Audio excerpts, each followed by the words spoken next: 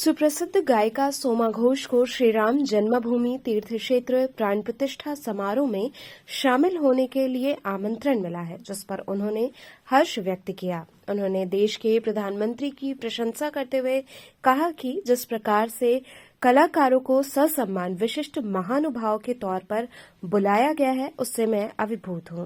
उन्होंने कहा कि प्रधानमंत्री नरेंद्र मोदी के नेतृत्व में पूरा देश बदल रहा है, लेकिन काशी में ऐसा बदलाव हुआ है, इसके बारे में कभी सोचा भी नहीं था। स्वच्छता के साथ साथ चौड़ी सड़कें, 24 घंटे बिजली, अद्वितीय, अद्भुत, अलौकिक, अकल्पनीय विश्वनाथ कॉरिडोर बनकर तैयार हुआ है। ये सिर्फ प्रधानमंत्री नरेंद्र मोदी ही कर सकते हैं। मैम, 22 तारीख को आपको भी निमंत्रण मिला है अयोध्या जाने का, कैसा लग रहा था? अरे, मेरे पास कोई भाषा नहीं है। देखिए, हम अपने माननीय प्रधानमंत्री जी के लिए इतना ही कहना चाहेंगे, वो कलाकारों को कितना सम्मान देते हैं। ये मैं हृदय में कोई शब्द नहीं है। और ये जो सम्मान के साथ हम लोग को बुलाया गया है कलाकार को, बनारस के विशिष्ट महानुभाव की तरह से, इससे मैं अभिभूत हूँ।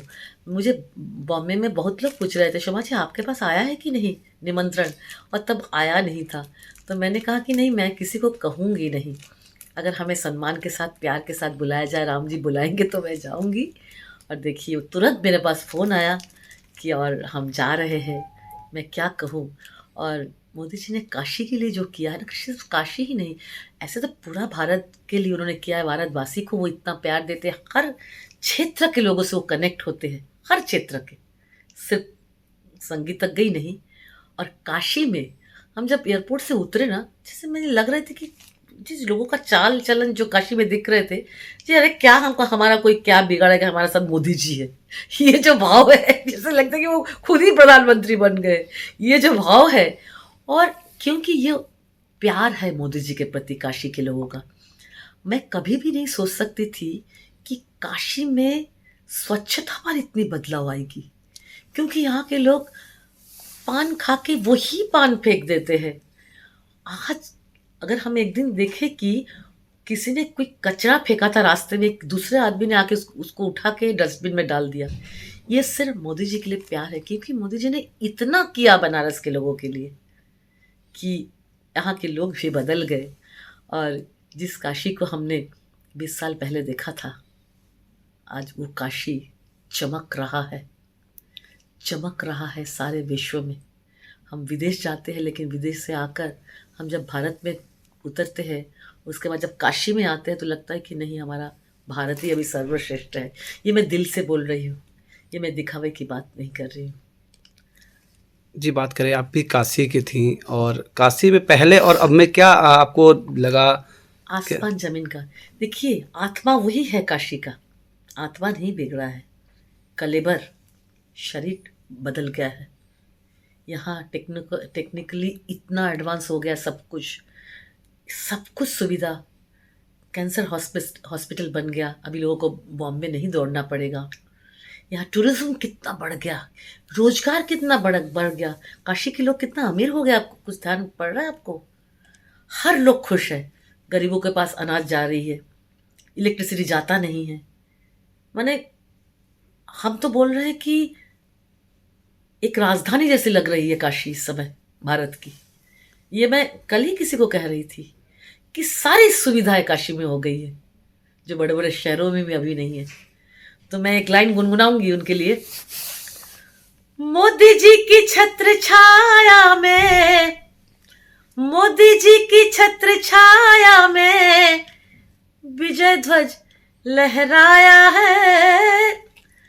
बन गए राम मंदिर, राम राज आया है। बन गए राम मंदिर, राम राज आया है। और एक गाना गुनगुना रही हूँ। चनिया के इटवा से निववा भरायल, चनिया के इटवा से निववा भरायल। सोनवा के लागल छतरवा हो रामा, मोदी योगी के छत्र छाया में देखा, आज शुभ दिन आयल हो रामा, अयोध्या नगरिया में आए हैं राम जी, बाजे बधैया। किस तरह से आप जो है मोदी जी का कह रही हैं, अपने तरफ से क्या मोदी जी को कहना चाह रही हैं अपने से? देखिए, मोदी जी साधारण इंसान नहीं है, वो संत है और उनका दिव्य चक्षु भी है। हमें पद्मश्री मांगना नहीं पड़ा था, वो खुद दिए हमें। इससे बढ़कर मैं क्या कह सकती हूँ उनके लिए। ये जो उनका दिव्य चक्षु नहीं होने से हम लोग, खास करके मैं बहुत ही स्वाभिमानी हूँ। हम संसद में भारत रत्न बिस्मिल्लाह खान साहब को लेके गए थे, वो प्रोग्राम मैंने ही अरेंज किया था। लेकिन मैंने किसी से मांगा नहीं था कि मुझे पद्मश्री दे दीजिए, लेकिन उनका आँख था मेरे ऊपर। उन्होंने देखा कि मैं हज़ारों बच्चों के साथ काम कर रही हूँ, श्रोता बनाने की कोशिश कर रही हूँ, हर चीज़ वो नज़र रखते हैं। वो एक महामानव है, उनके लिए हैसियत नहीं है हम उनके लिए कुछ कहें। जो उनकी बुराई करते हैं, उनका वो ईश्वर को देख नहीं पा रहे। जो वो काम कर रहे हैं, आप ही बताइए ना कि साधारण इंसान कर पाएगा। आज जो विश्वनाथ का कॉरिडोर बन गया है, वो क्या कोई साधारण चीज़ था? कोई कल्पना कर सकता है कि हम विश्वनाथ मंदिर से गंगा जी देखेंगे? अनगिनत घर थे, लेकिन किसी को उन्होंने दुखी नहीं छोड़े। सबको पैसा दे के, सबको घर बना के तब बनाया है। आज ये राम मंदिर बन रहा है, अगर इसमें पैसा लग रहा है, ये लोगों की आस्था की जीत हो रही है, विश्वास की जीत हो रही है। क्योंकि हर लोग दुखी थे भारत में कि हमारे राम लला, जो हमारे पुरुषोत्तम है, जो जन्म लिए थे, वो तो खंडहर दिख ही रहा है ना कि इस समय हाँ था राम दरबार, वो तो कुछ प्रमाणित है। राम सेतु भी वो दिखा गया है कि वो जो मशीन से कि था, ये प्रमाणित है। तो हम सब कुछ कर सकते हैं, क्योंकि भारतवासी अपने विश्वास, आस्था और भक्ति पे जीते हैं। इसलिए तो भारत सर्वोच्च है विश्व में, इसलिए तो भारत अलग है। कितना विदेशी देखिए सब कुछ छोड़ के भारत पे, खास करके काशी में आते हैं, यहाँ के दर्शन सीखने के लिए, यहाँ के गाना सीखने के लिए। क्यों आ रहे हैं? कुछ तो है तभी ना आ रहे हैं। ये पैसे की बर्बादी नहीं है, ये आस्था की जय है।